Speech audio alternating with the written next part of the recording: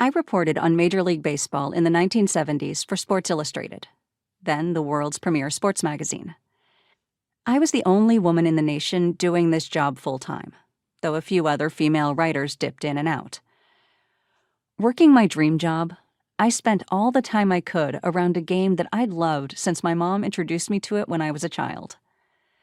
I could never have imagined in 1974, when I accepted my position at Sports Illustrated, that a few years later, I'd be the plaintiff in the federal legal case, Ludtke versus Kuhn, that opened locker room doors for women journalists. Locker Room Talk tells the story of how my reporting catapulted me into Ludtke versus Kuhn, and what it felt like to be broadsided by sexist backlash from men who feared I was leading a women's invasion into their well-fortified game. It turns out I was. In 2023, women manage and coach Major League Baseball teams, train and counsel ball players, and scout opposing teams.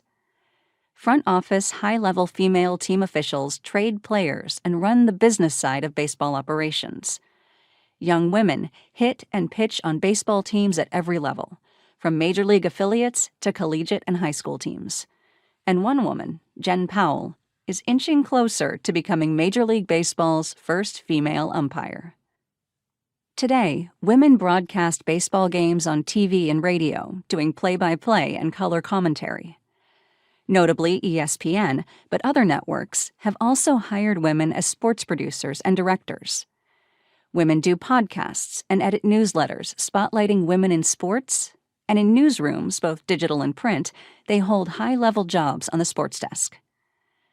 There are many more women sports writers and columnists than in my day.